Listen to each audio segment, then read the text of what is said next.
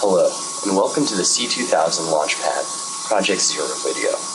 I'm Trey German, C2000 Applications Engineer and LaunchPad Designer. And today, in the Project Zero video, we'll review everything you need to get started using the C2000 LaunchPad. Project Zero is going to walk you through the first steps that you will need to do from a hardware and software perspective to get your LaunchPad up and running. I'll cover the installation of Code Composer Studio version 5, also known as CCS, as well as controlSUITE, which is a powerful software bundle for C2000 devices and development kits. Finally, I'll talk about how to properly install the C2000 LaunchPad and walk you through the out-of-the-box temperature sensor demo. So the first thing that we need to do to get started is to install Code Composer Studio version 5. To do this, go ahead and fire up the web browser of your choice. I use Firefox, and go to ti.com/C2000-LaunchPad. And when you go there, this site will come up. If you scroll down to the Software Development Tools section, you can expand it by clicking here. And then you'll see links for Code Composer Studio, controlSUITE, and VizSim. Go ahead and click Download CCS now. And this is going to take you to the TI Processors Wiki, where you can actually download Code Composer Studio. Right now, the latest version of Code Composer is version 5.2, but in the future, as newer versions of Code Composer come out, they will be added to this list. So go ahead and download the latest version of Code Composer Studio, and if you're on Linux, download the Linux installer. If you're on Windows, download the Windows installer. So if you click here, and you'll have to log in or fill out this export form. So this is the export form I'm talking about. And if you go through, fill this out, click that everything is true and submit it, you'll be sent a link via email that will allow you to download Code Composer Studio version 5. So once you get that installer file, you can go ahead and run it.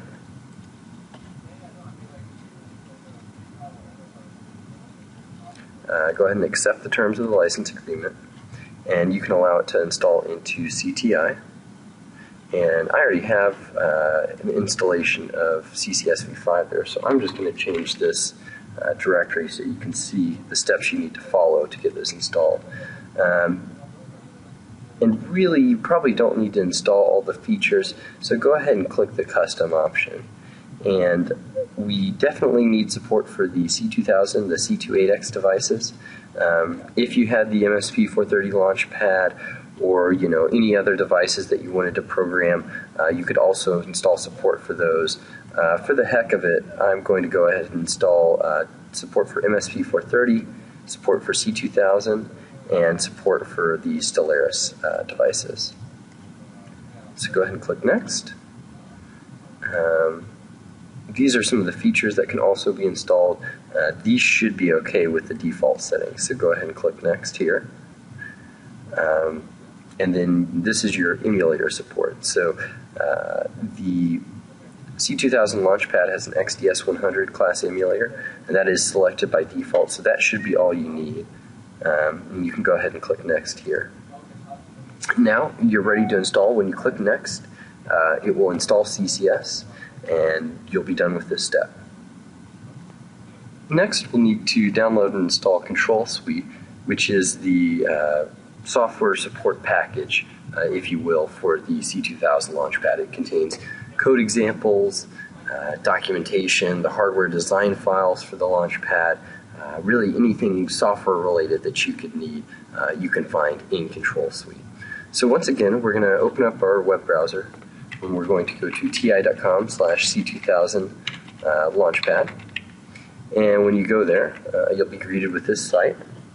Once again, we'll scroll down here to the Software Development Tools section, and in the middle, you'll see controlSUITE here. go ahead and click the Download controlSUITE Now button, and the controlSUITE Tools folder will pop up. From here, you can get controlSUITE by clicking this Get Software button, and this will download the controlSUITE installer. So after controlSUITE finishes downloading, go ahead and run the controlSUITE installer, and it might take a second for the installer to start up. That's fine. Just give it a second, and when the next box becomes clickable, go ahead and click Next. So now the installer is ready to go. Go ahead and click Next. You can go ahead and accept the license agreement, and you can do the complete install. I will warn you, it is a little big, but if you're on a slower internet connection, you may want to use the custom install. So I'll show you how to go ahead and do that. The custom install, you have a few options on what you can do. The base install, libraries, and device support all must be installed. Those are required. But the kits section, you can deselect some of these. So go ahead and click on kits and change it to entire feature will be unavailable. And then what you're going to want to do, it's not in here yet because the software hasn't been released, and I'm doing this kind of before the release, but when you get a hold of this installer, inside of here there will be an entry for the C2000 LaunchPad.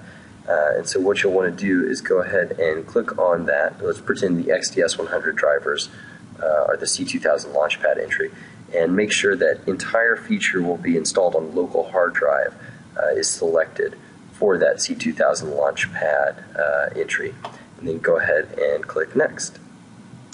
Now you can go ahead and click the Install button. I already have a copy of all the software, so I'm not going to do it in this video, but after you click Install, the installer will go download the controlSUITE files and will install them onto your computer.